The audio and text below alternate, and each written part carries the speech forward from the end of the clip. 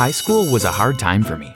I used to lie awake at night, stressing over deadlines, walk through the halls of school like a zombie, and stuff myself with junk food because I didn't feel like cooking or getting actual food.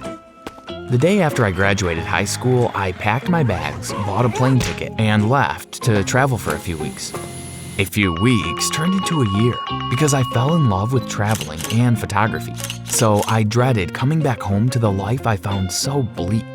When I finally came back, life turned out to be way less bleak than I remembered. Oh, and remember to hit that subscribe button and the bell notification too, so you never miss out on stories like this one.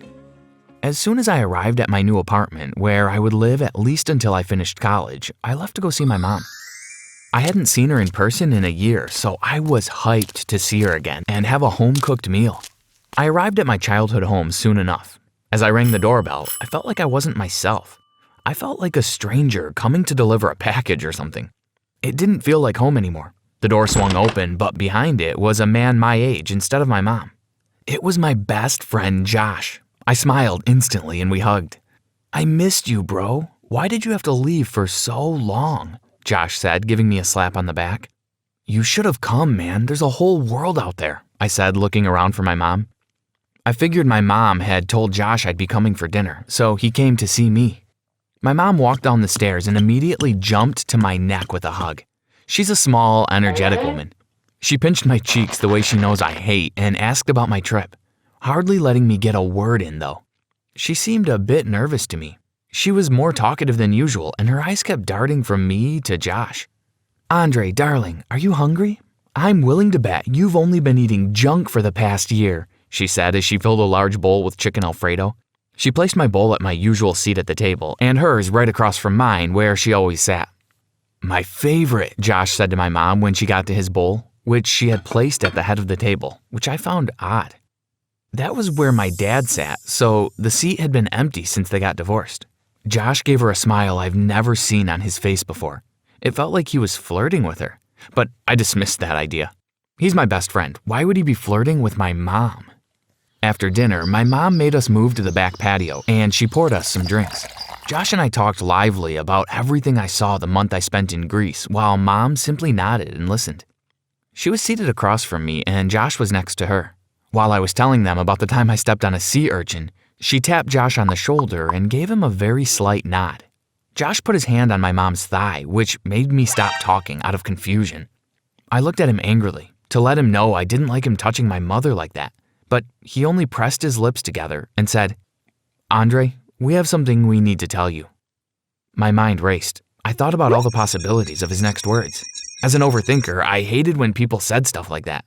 That and "can we talk" was one of my least favorite sentences. "Andre," my mom began, hesitation clearly marking her face, "Josh and I are married." And so my mind went blank. I sat in silence for about 3 minutes, thinking of nothing, but thinking of everything. My mind raced and then stopped abruptly. My eyes darted back and forth from Josh to my mom, concern on their faces, and then I laughed. I started laughing hysterically. I laughed and slapped my chest, trying to get some air into my lungs. "You guys really tricked me for a second," I continued laughing. When I finally stopped, I looked down and saw Josh's hand still on my mom's thigh. I looked closer at his hand and noticed a wedding ring. A matching ring was on my mom's hand. "You guys got rings and all for a prank?" I chuckled, but they didn't laugh. The awkwardness of the moment, which I assumed was part of the prank, drove me to change the topic and tell them about how I got lost in the German countryside. I visited my mom often, even when I started college, but Josh was always there. I was impressed at the work they put into their prank, but I was getting annoyed. I was sick of seeing my friend's smiling face whenever I rang my mom's doorbell. I was sick of bringing a cake or a pie to my mom's and seeing my friend stuffing himself with it. Part of me wanted to shout at him and flip his plate onto his shirt, but I always wanted to remain calm so they knew that pranking me wouldn't get a reaction out of me. One day, I got so sick of Josh that I decided to go to my mom's unannounced so that he wouldn't know he had to go pretend to be my stepdad. By that time, I had my key to the house back, so I simply opened the door and walked in. I heard something coming from the kitchen, so I walked over there, but I heard a man's voice. It was Josh. I peeked around the corner at them, and what I saw made my blood boil.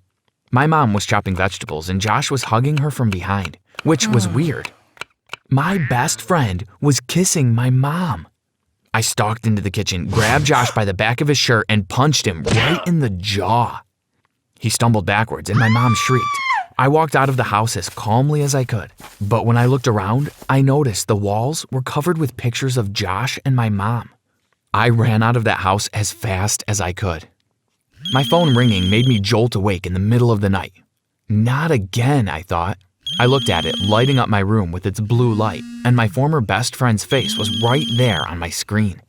It had been 2 weeks since I punched him and ran out of my mom's house, but he made it feel like it was just yesterday as his incessant pestering kept my anger alive.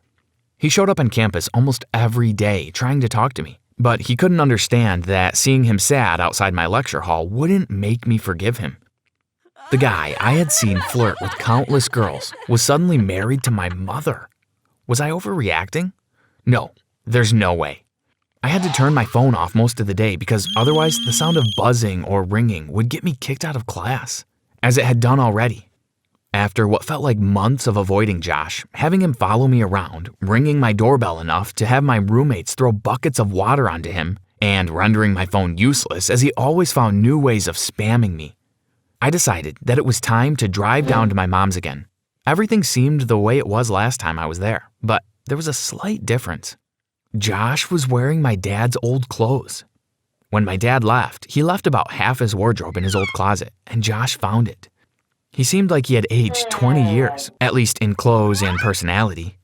Can you believe he had the nerve to ask me, a grown man a few months older than him, to play catch in the backyard? And then, when I refused, he wanted to send me to my room. My mom had to stand between us because I was already squaring up to him. How could you marry this clown? Have you lost your mind? I questioned my mother, to which Josh intervened, saying, "Don't you talk to your mother that way." After that day, I knew I had to do something. I didn't care about my relationship with Josh anymore.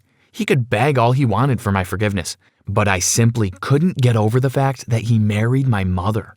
My relationship with my mother, however, was something I wanted to salvage, but I couldn't go back to the way things were with Josh buzzing around like a pesky mosquito. I could only really think of one way to get my mom and Josh to separate. While brainstorming ways to get Josh and my mom to break up, I remembered the one girl Josh said he would never lose feelings for. I dropped my friend Sandra off at a restaurant. I asked her, "You sure you're okay with this?" To which she replied, "Of course, Josh did you dirty, and a bit of extra cash never hurt anyone," and winked at me. She sauntered into the restaurant, giving me one last look, and walked over to the booth where Josh was sitting impatiently. When he saw her, his face lit up, and he engulfed her in a hug. He lifted Sandra off the ground and spun her around like they were at the final scene of a fairy tale. I watched from my parked car, my face covered by the shade of a baseball cap, as Sandra shamelessly flirted with Josh. Josh had basically had a crush on Sandra since kindergarten, so he obviously didn't mind her finally flirting back. It didn't take long for him to lunge forward and interrupt her with a kiss.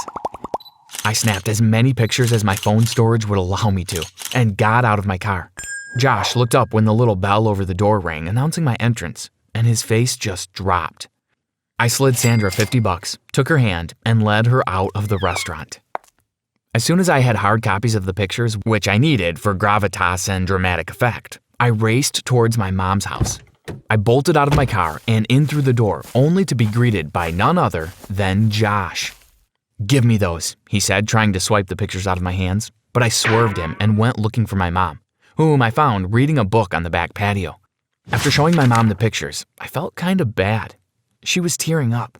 I had never seen my mom sad before. She said, "How could you?" slightly under her breath, while still looking down at the photographs. She looked up from them towards me and repeated, "How could you?" She threw the pictures at my chest and started screaming at me like I had never heard anyone scream before. She looked furious, but at me, not at Josh, who actually deserved it. "How could you do this to my husband? You tricked him," she shouted at me. "Get out of my house, Andre, now." She threw the book she was reading at my head, so I ran out of there. I drove out of the driveway quickly and parked again a few streets away. I was in shock. Had my mom just chosen her cheating husband over me? Her own son? Was she really so delusional? Sitting in my car, I realized I had basically just lost my mom. I had nowhere to go except his place. Across town in a quiet neighborhood, I parked my car in front of a condo. I had to admit, my fingers trembled a little as I climbed up the stairs and went to ring that doorbell that I had never wanted to ring. But I reached out and pressed it until I heard the typical ding dong. "Andre, what are you doing here, son?" my dad said when he opened the door. I explained everything that had happened with my mom and Josh. After my rant, Dad said, "Man, I knew that woman was nuts." He then opened the door wider, and suddenly we were in each other's lives again.